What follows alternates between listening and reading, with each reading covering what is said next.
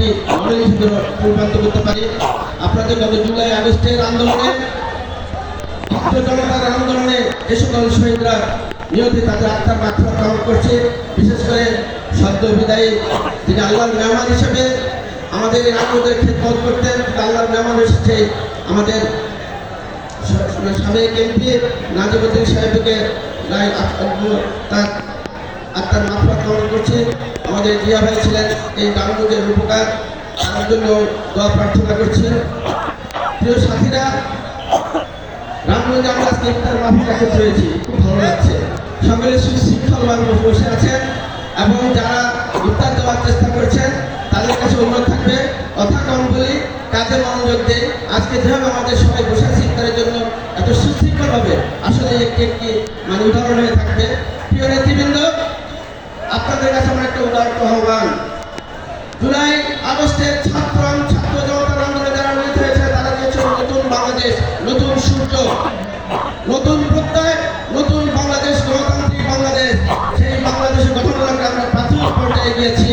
ইতিমধ্যেই কথা এসেছে সংস্কার সংস্কার সংস্কার। সংস্কার কাকে বলবেন? সংস্কার কি একদিনই হয়? সংস্কার একটি চলমান প্রক্রিয়া, সেজন্য আপনারা ক্ষমতায় থাকবেন, সেটার জন্য ছাত্র জনতাকে রাজপথে আন্দোলন করে নেয়। প্রিয় বন্ধুরা, আমরা চাই একটি গণতান্ত্রিক সরকার। সেই সরকারের জন্য আমার নেতা জনাব তারেক রহমান দীর্ঘ 17 বছর শুধু লন্ডন থেকে আন্দোলন করেছিলেন একটি গণতান্ত্রিক সরকার, ভোটের অধিকার ফিরিয়ে আনার সরকার। আমি কিন্তু ধানের শীষের ভোট চাই না। ধানের শীষের ভোটে সকলেই ধানের শীষের লোক সকলেই আছেন, সকলেই ধানের শীষের সমর্থক। ইসলামী কিছু আছেন, জামাত ইসলামী কিছু আছেন। আমি ধানের শীষের ভোট চাই না। আমার নেতা বলেছে আমরা আপনাদের জনগণের হৃদয়ে অবস্থান করতে চাই। যদি জনগণের হৃদয়ে অবস্থান করতে পারি তাহলে আপনারা কি ধানের শীষে ভোট দেবেন না? ধানের শীষে ভোট দেবেন?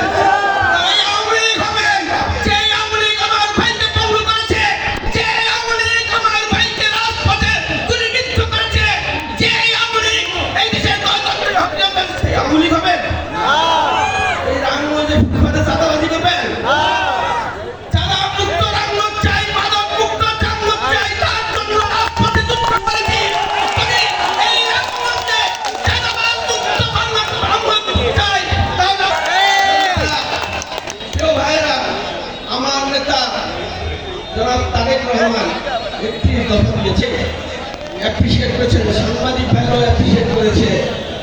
পঞ্চম দফাটি হলো এক ব্যক্তি দুইবারের বেশি প্রধানমন্ত্রী থাকতে পারবেন না। এটা তারেক রহমানের যে দুর্দশিতা। পাশাপাশি 23 নম্বর দফাটি আমাদের যুবক ভাইদের জন্য, 24 নম্বর দফাটি নারী সমাজের জন্য। আমরা সকলেই কৃষকের সন্তান, সেই হিসাবে 27 নম্বর দফাটি কৃষক ভাইদের কথা চিন্তা করে 27 নম্বর দফায় দিয়েছেন ভাইরা। এই রামগঞ্জকে মানবিক সমাজ বিনির্মাণ করার জন্য যদি যুদ্ধ করতে হয় আরেকবার, তাও সেই মানবিক সমাজে বন্ধ করবো রামগঞ্জকে। আমি আপনাদের এলাকার সন্তান, আমার মা বাবার কবর আমার গ্রামে সাহিত্য, আমার নারীর গন্ধ এই মাটিতে। যদি আপনাদের কোনো উপকার আসতে পারি এটা ধন্য মনে করবো। রামগঞ্জের জনগণ ধন্যবাদ। সম্মানিত নেতৃবৃন্দ, ইফতারের সময় একদম আসন্ন। আমরা বক্তব্যে মূল বক্তব্য যাদের শুনবো সেই শোনার সময় থাকে না।